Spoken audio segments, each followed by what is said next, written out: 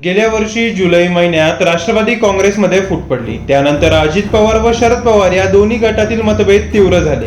या दोन्ही गटातील नेत्यांनी एकमेकांवर टीका करण्याची एकही संधी सोडली नाही. या दोन्ही गटात सध्याही आरोप प्रत्यारोप सुरू आहेत. काल अजित पवार यांनी बारामतीतून आगामी विधानसभा लढणार नसल्याचं स्पष्ट करत बॉम्ब टाकला.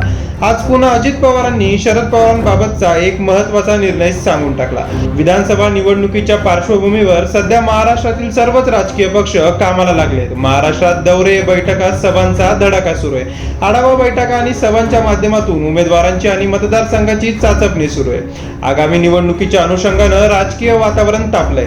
विधानसभेची निवडणूक प्रामुख्यानं महाविकास आघाडी विरुद्ध महायुती अशी लढत होण्याची चिन्ह आहेत. त्यामुळे लोकसभा निवडणुकीच्या प्रचारासारखं या निवडणुकीच्या प्रचारातही पुन्हा एकदा आरोप प्रत्यारोप रंगण्याची शक्यता आहे. या अनुषंगानं आता उपमुख्यमंत्री अजित पवार यांनी एक सूचक विधान केलंय. लोकसभा निवडणुकीत प्रचारादरम्यान पंतप्रधान नरेंद्र मोदी यांनी शरद पवार यांच्यावर टीका करताना भटकती आत्मा असा उल्लेख केला होता. या टीकेनंतर विरोधक आणि सत्ताधाऱ्यांमध्ये राजकारण तापलं होतं.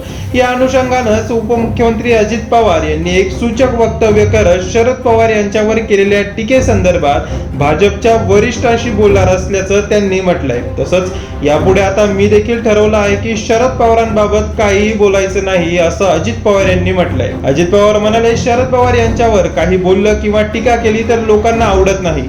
देशातील जनताही त्यांच्याकडे एक ज्येष्ठ नेते म्हणून पाहते. त्यामुळे मी आता ठरवलं आहे की आधी जे घडलं त्यावर आणि त्यांच्या बाबतही काही बोलायचं नाही. अजित पवार पुढे म्हणाले की इतर वरिष्ठ नेत्यांनी यापूर्वी शरद पवार यांच्यावर टीका केली. त्याबाबत मला खंत वाटली आणि वाईटही वाटलं.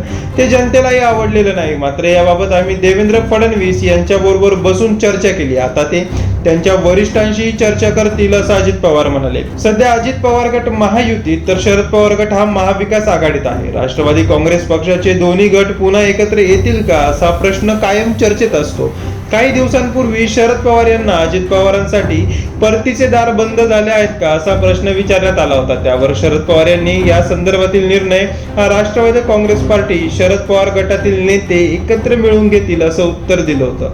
उपमुख्यमंत्री अजित पवार यांनाही हाच प्रश्न विचारण्यात आला. या प्रश्नावर अजित पवारांनी नो कमेंट्स अशा 2 शब्दात उत्तर दिलं.